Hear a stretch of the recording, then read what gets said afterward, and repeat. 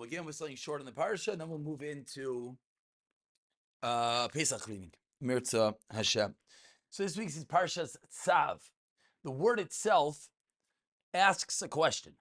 What is Tzav? The pasuk begins that Hashem commands the Kohanim. Tzav commands the Kohanim, and the commandment is to deal with all the karbanos appropriately. So what's the question?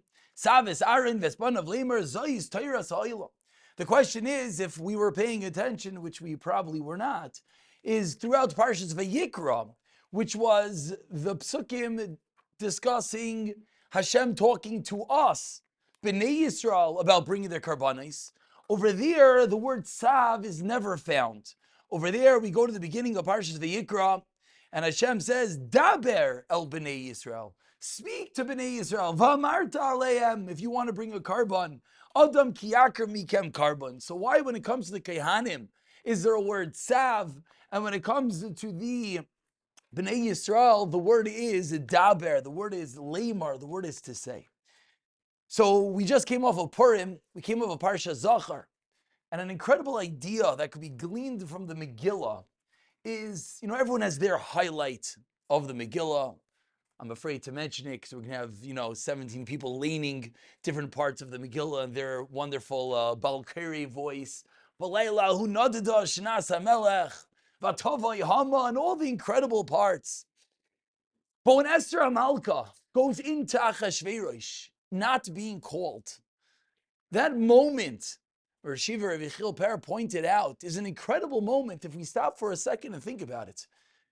She, in her mind, is walking straight to the guillotine. What happens if you go when the king doesn't call you? It's death.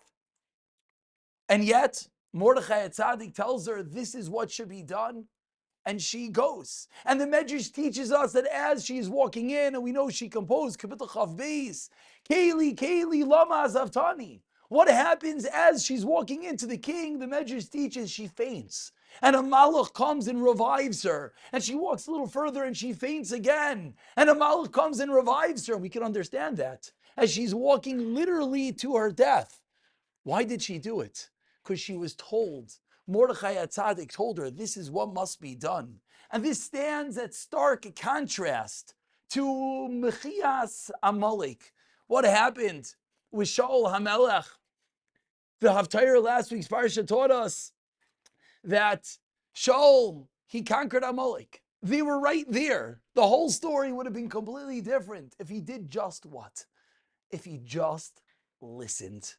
And instead of listening and killing all of Amaleik, what did he do? He made his own cheshbainis, he made his own calculations. Why kill the animals? What, sadistic, brutal murder of animals? What did he do? He took the animals and he brought them as karbanos. And what happens? Shaul tells Shmuel, but what do you mean? I listened, Shamati b'kol Hashem. I listened. But what does Shmuel respond? Shmuel responds, Hachefetz laHashem. Does Hashem desire? Does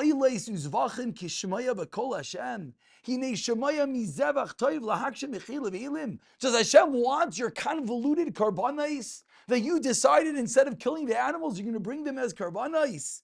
And he continues, Kichatas kesemeri, rebelliousness. And of course, we know the end of the story is Amaleik is not killed. What's the contrast over here? Contrast over here was one who listened, Esther Amalka, listened to Mordechai HaTzadik. Shaul HaMelech, unfortunately, having his own convoluted ideas and not listening. And really what at the depth of this carbon of Shaul HaMelech was what? Was the ratzain, was the lack of desire. He thought it was the right thing, but it clearly was not. Says the Znaim L'Torah, when it comes to bringing karbanos, the Kohanim, it's a tzivoy. They have to do it. But us, Klal Yisrael, when we bring a karban, we can't be commanded to bring a karban. Why not? Because the critical ingredient is ratzain, is desire. If I command you to do something, it's not your desire to do it. Obviously, notwithstanding the Rambam, Kaifin, Reitzani, Torah, okay. But the very simple understanding is, if you bring a karban, you have to have your desire Explains the Naim the Torah that when we bring a carbon that we come to Hashem, it needs to be with the ultimate ratzain. And what's the easiest way to have that ratzain? It's to mimic the way that Esther Hamalka acted, which is what?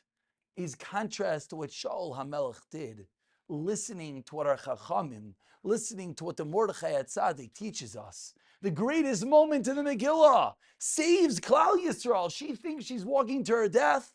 She's walking to her incredible victory parade. Shaul HaMelech thinks he's saving and doing the right thing, bringing karbanos. He was walking to the guillotines. B'siyata d'shmaya. As we walk away from Purim, and there's still a little bit, I think we still a little, some of us at least, still have a little bit of a scent of Purim. Maybe the brain is still a little bit boggled, a little bit tired.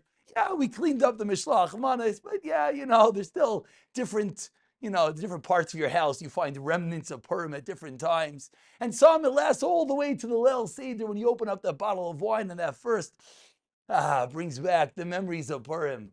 Let's remember, what's the real memory of Purim? Let's be like an Esther Amalka, making sure to listen, making sure that we have the right Ratzain in the right places, and not like Shaul HaMelech.